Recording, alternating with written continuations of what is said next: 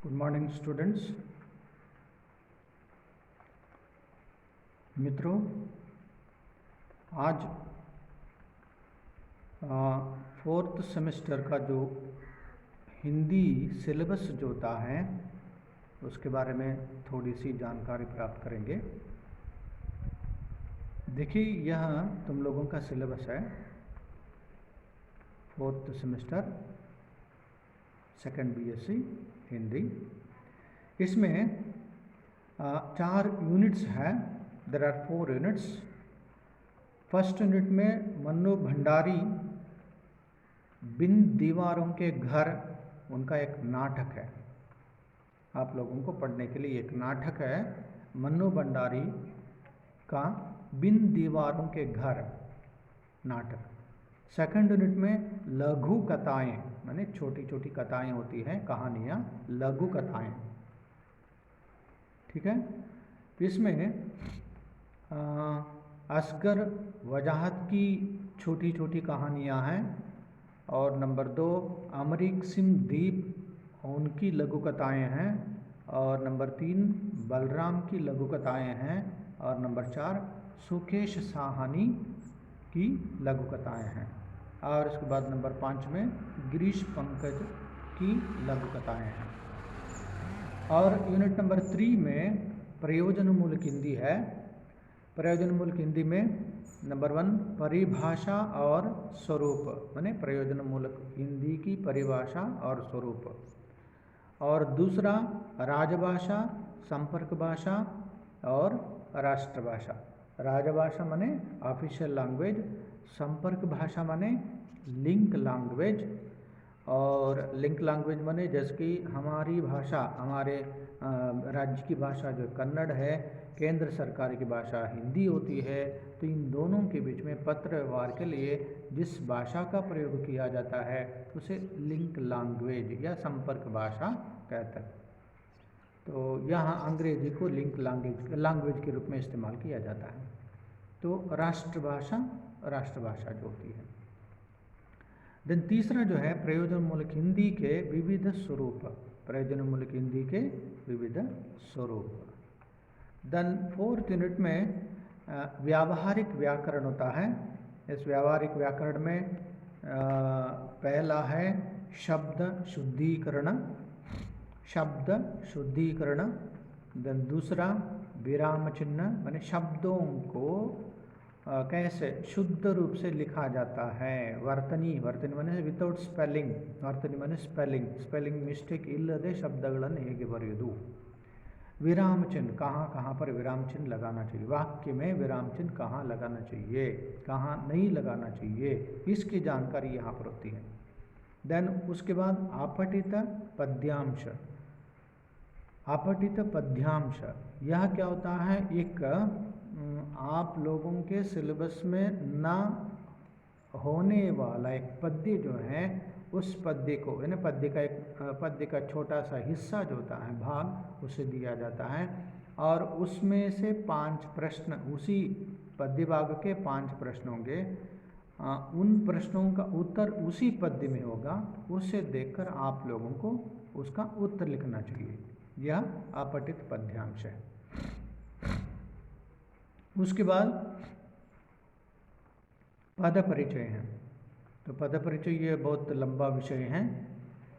पद या शब्द परिचय माने हिंदी में कितने शब्द होते हैं, शब्दों का परिचय होना चाहिए। जैसे कि शब्द, विपरीत शब्द, जैसे विकारी शब्द, अविकारी शब्द, इस प्रकार। विकारी में संज्ञा, सर्वनाम, विशेषण।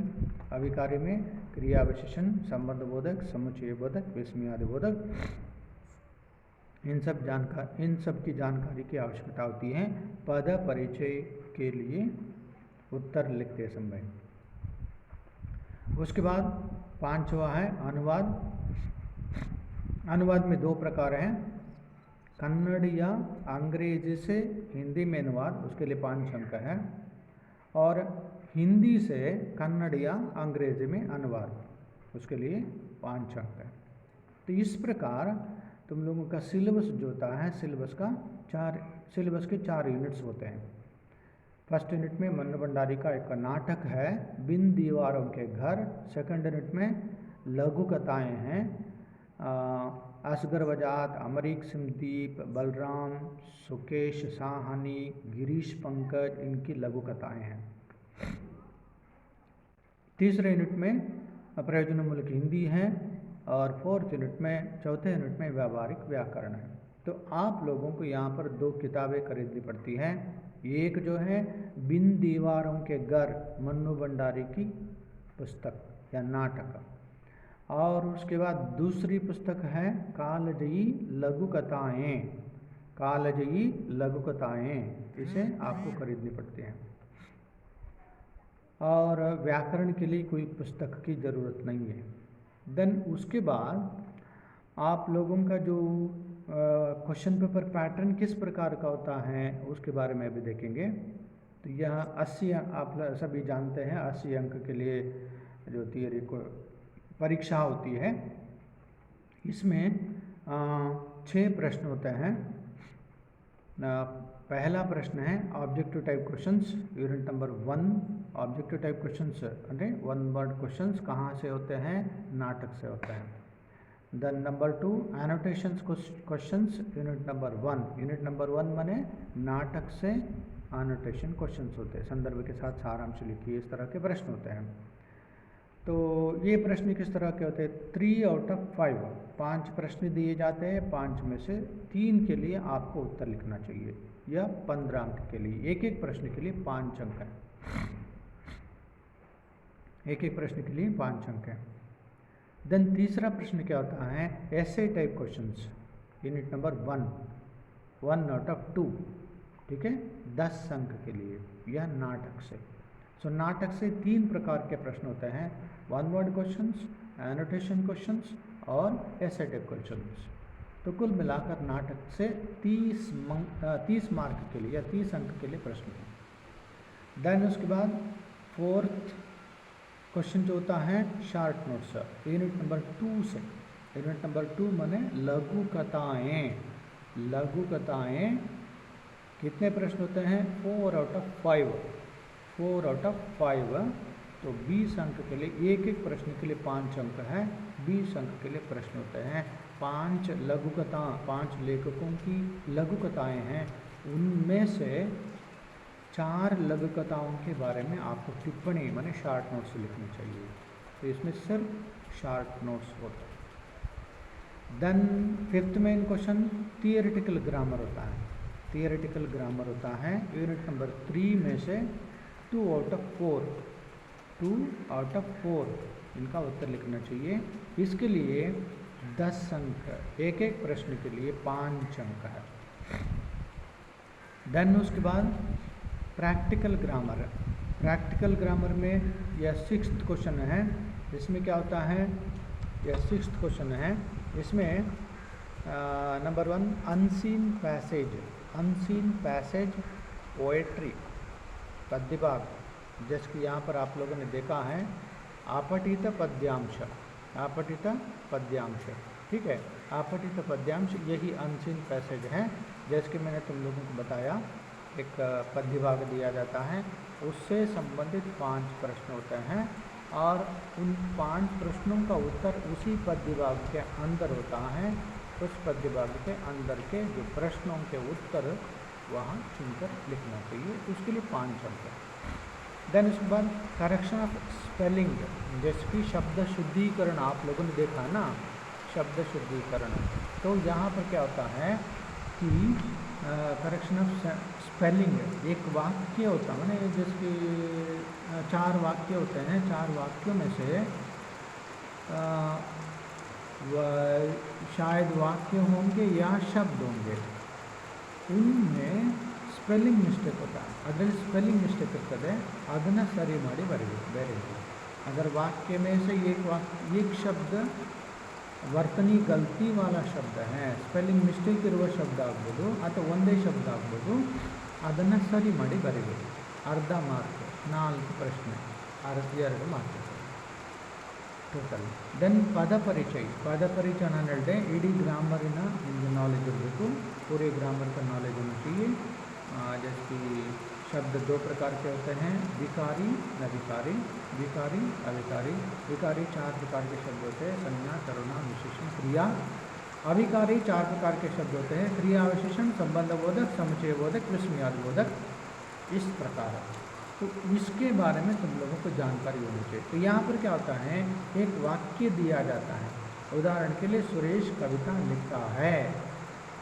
तो इस वक्त तुम लोगों को क्या करना पड़ेगा, इस वाक्य में कितने शब्द है उसको डिवाइड करना चाहिए। सुरेश कविता लिखता है, इस वाक्य में कितने शब्द होते हैं, 3 शब्द, सुरेश कविता लिखता। यहाँ पर सुरेश कौन सा शब्द है, कविता कौन सा शब्द है, लिखता है कौन सा शब्द है, इन शब्दों का परिचय आप लोगों को इसके अंतर्गत देना पड़ता है। आगे आपको उसके बारे में पढ़ाएंगे।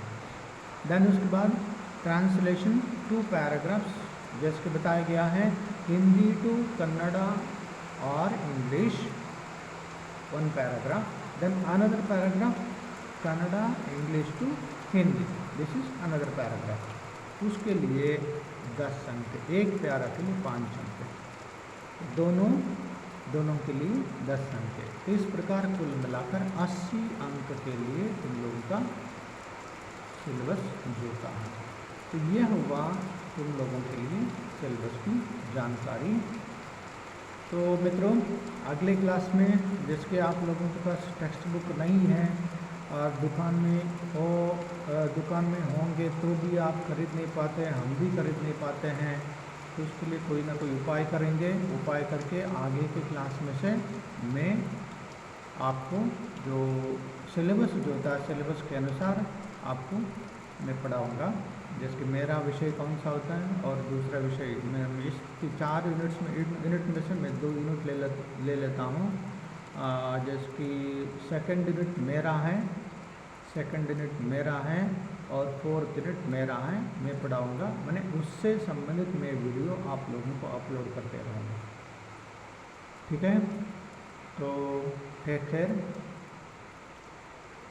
अगले क्लास में अगले वीडियो के साथ और एक वीडियो के साथ मिलते हैं। Thank you.